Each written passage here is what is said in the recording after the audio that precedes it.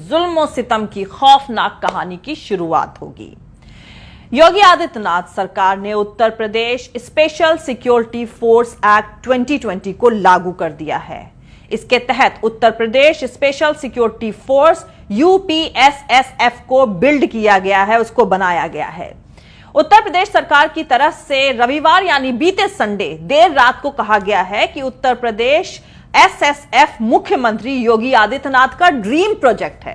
योगी जी के इस dream project की सबसे अहम बात यह है कि इस फोर्स के पास वारंट के बिना ही तलाशी लेने का हक होगा और इस फोर्स का कोई भी मेंबर किसी मजिस्ट्रेट के ऑर्डर और किसी वारंट के बिना ही किसी भी इंसान को गिरफ्तार कर सकता है।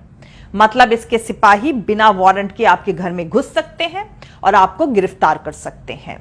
और दूसरा, उनके इस एक्शन पर अदालत बिना सरकार की मंजूरी के रोक भी नहीं लगा सकती।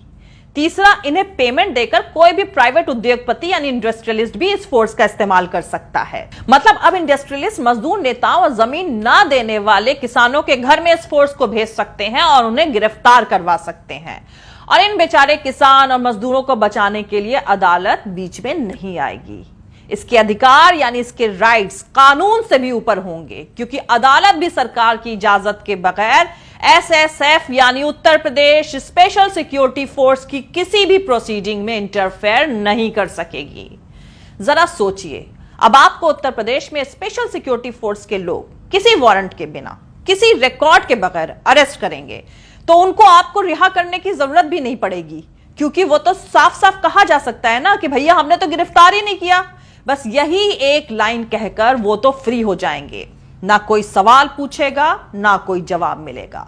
भागते रहिए इधर से उधर, खटखटाते रहिए दरवाजे, कुछ नहीं होगा, क्योंकि इंसान को किडनैप करने की प्लानिंग लगभग तैयार हो चुकी है। आपके तमाम कोशिशों के बाद सिर्फ इतना होगा कि लोकल थाने में गुमशुदगी की रिपोर्ट दर्ज कर ली जाएगी। जाहिर सी बात है, हुकूमत के इशारे पर गलती से भी पकड़ लिए गए लोगों को जिंदा रिहा करने की कोई कंपल्शन, कोई प्रेशर नहीं होगा। और शुरू में इस तरीके से गिरफ्तार किए गए लोगों में सबसे ज्यादा मुसलमान और दलित होंगे।